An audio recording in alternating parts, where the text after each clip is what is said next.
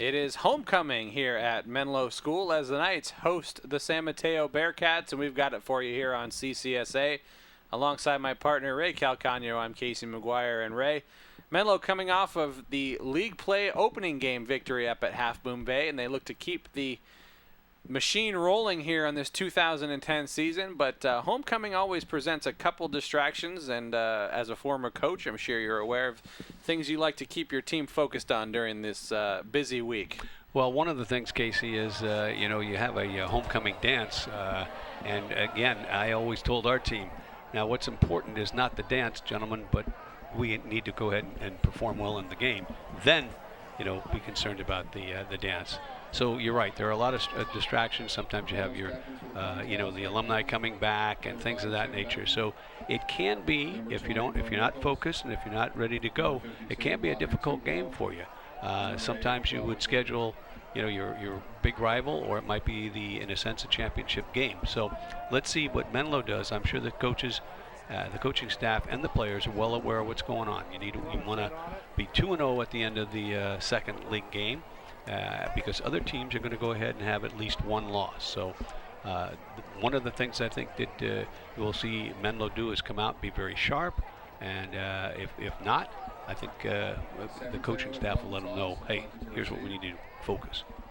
San Mateo has won the toss. They will receive the opening kick. So Menlo will start out on defense as the ball is pegged up at the 40-yard line, and it will be kicked away here as we are at Menlo School. Menlo's had a couple home games this year that have been at Woodside High School, but this one is at Menlo, so real home cooking tonight for the Menlo Knights on a perfect day for football here in Menlo as that kick is away, taken at the 10-yard line and brought up by San Mateo. A nice block there, and Menlo swarming quickly as a big hit put on by the Knights. It'll be 1st and 10 for San Mateo.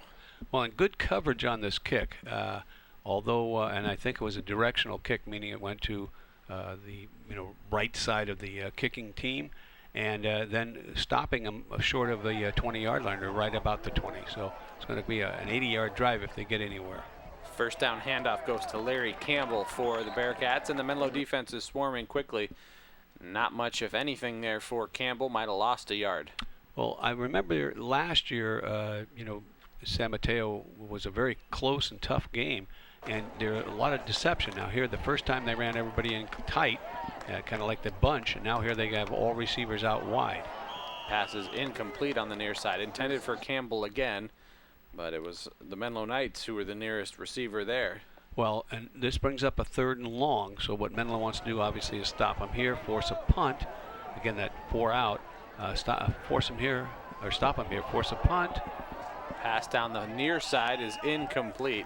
And they'll have excellent field position. So nice job on the coverage, and just thrown way out where no one could catch it. So 4th and long is exactly what they want.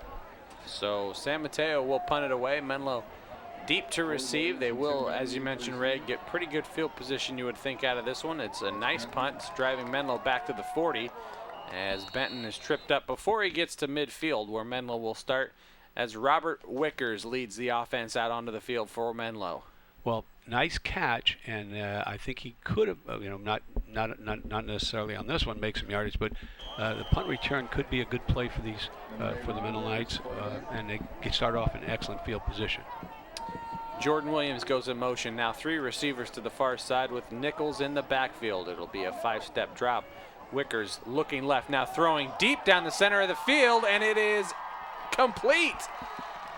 Actually caught and re-caught, I believe. Yeah, he caught it once, lost it, and then grabbed it right back as all-world receiver Tim Benton went up and grabbed that one, and he pulls it in, a big gain on 1st down. Now, I think it was very difficult for Wickers to read the defense because San Mateo had a man coming on the field while he was calling plays, calling the snap count. So they did not have enough players out there for the very first play. But good catch, good yardage, and let's see if they can go ahead and capitalize right off the bat here on their first drive. Williams goes in motion on 1st down, and the pass to the corner of the end zone this time is incomplete, intended for Benton again. Well, that was a single coverage. You'll notice that Tim is out here and just has one man on him. He's got a little bit of a height advantage, but not there. You just throw it away. Going in motion for Menlo is Jack Suter. They pitch it to Nichols. And Bo turns the shoulders at the 5. As Bo coming off a week where he had 5 touchdowns for the Menlo Knights. Well, it's the option. Wickers makes a good decision here. Pitches the ball. Bo almost breaks it here. They've got 3 or 4 people and later more people surrounding him to deny him. And I'm sure San Mateo's aware of what he did last week. Man in motion for Menlo. Wickers rolling out, throwing complete to Jordan Williams for the touchdown. Well, this is a motion to the right, gives him trips, roll right, and then a throw to the right flat. So nice throw, nice catch, and results in a touchdown. So Jordan Williams from 5 yards out with the reception and the score, and the Comyar Butt extra point is up and good. And Menlo takes advantage of that short field and puts it in at 7-0 Knights. Well, the defense did their job, 3 and out. The offense did their job, scored on their first possession. So I would say that they are focused, and homecoming in one sense is just another game where they've jumped on everybody else. They're jumping on this team as well. Aided by an excellent catch by Tim Benton on that first play from scrimmage. Really has set the tone so far in this one. And again, good coverage on the kick. You want to force the offense to go as far as they can, or keep them away from your goal line. And they didn't make that first tackle, but they make a pretty good tackle, and it's going to be about 70 plus yards away. 1st and 10 for San Mateo. Menlo 4-1 on this 2010 campaign, 1-0 in league play. Timeout there. One thing we were talking about earlier, Ray, is how Menlo has had really good weather so far in this young season. They went to Half Moon Bay, which can be miserable, and really had luck in the weather. And here today, another nice field to play on. Well, you're right about that, Casey. And you hope that the weather won't be something that will go ahead and affect the game. And obviously today it will not. But it's getting to that time of year where things start to get sloppy. Not a sloppy play there, as Menlo exploding to the ball. Chris Zeisler came up and put a big hit on. Well, it was well played both by the tackler but also the corner who turns it back in. There was really no room for that running back to go, and that was just a quick pitch. So now they're out with the 4 receivers, which they've had some problems with. Pass is complete, but stuck quickly, Jordan Williams. Well, good coverage. It's man coverage, and certainly Menlo is no stranger to these formations. And they would like to see San Mateo try to pass the ball, I think, because that would aid them or help them. It's again 4 out, passing formation. 3rd and long, big pressure coming from behind. He gets it away at the last second, and it's intercepted. Picked off by Philip Anderson at the 45-yard line. Well, a good rush, which goes ahead and forces the quarterback out of his normal comfort zone.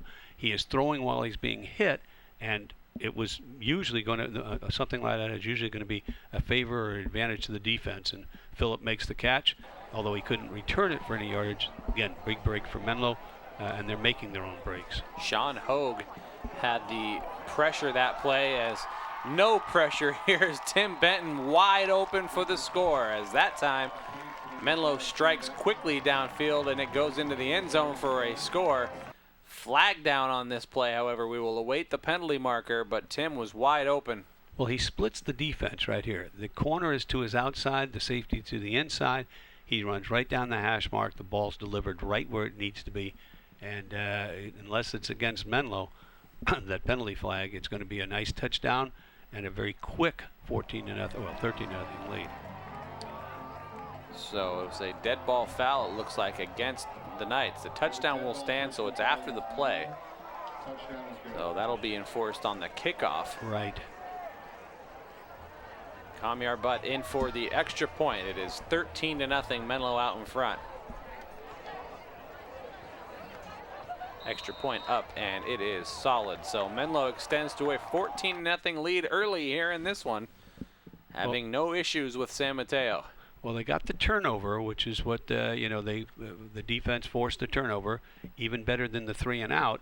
and then on the very first play, Menlo capitalizes. So if you were late getting here for the homecoming crowd, which it doesn't look like, you missed some 2 quick scores. Now, here's the problem with the 15-yard penalty. Now you have to kick off from the 25, and in this case, I think San Mateo should have excellent field position, maybe even at their own, the short field, maybe the 40 or 50-yard line. Let's see what they do with it. Ball caught at the 17, makes a man miss, and it's wrestled down at about the 38. So not bad field position there, but good coverage. Well, good kick, which was a deep, strong kick, and then very good coverage.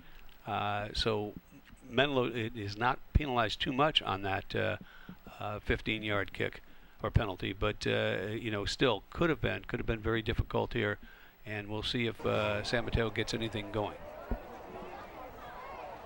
1st and 10 for the Bearcats. They'll hand it off around the outside. Not much room there. Tripped up nicely by Menlo. Well, that's a sweep play. And again, Menlo does a nice job of turning it in. That's Jordan Williams making a tackle over there. And so it's a 1 or 2 yard gain. Quick pass, quick screen. Quick pass to the near side is complete. And there's several players for San Mateo. If you know San Mateo in the area, I'm not even going to attempt to pronounce some of these names because it's going to do them an injustice. Well, so that's complete for a couple yards there. We'll say that.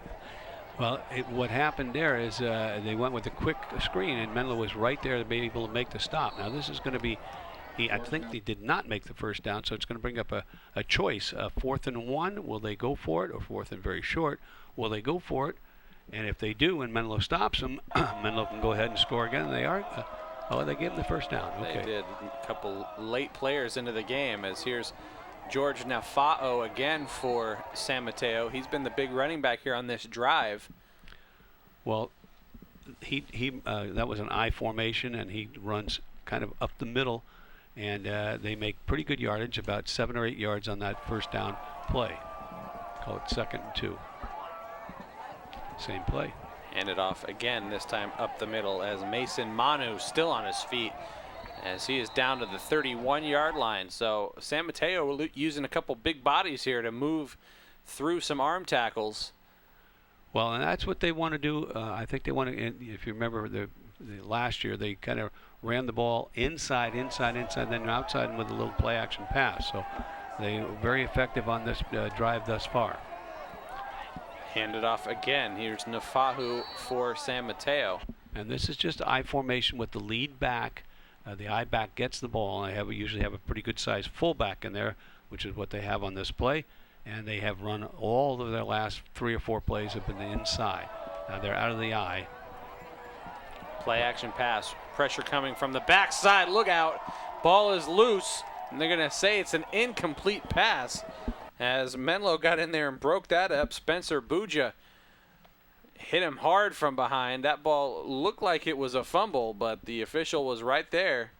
Called it incomplete.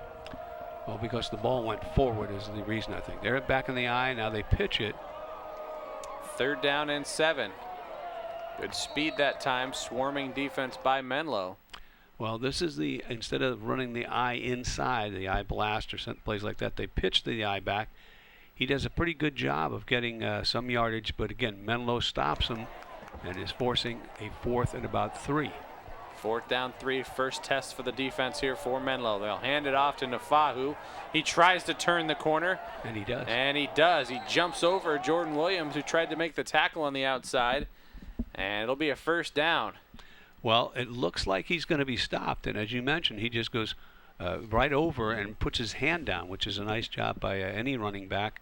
That's something you want to do if you're going to, if you knock to the ground, you try to put your hand down first. Hand it off, not much there. That was the big fullback, so they Picked gave up it a yard. inside. Good fill. Good fill there by, I think that's maybe Bo Nichols, but it was a linebacker, I believe, that made the play. Hand it off on 2nd and 9. Again, the I formation, the lead back.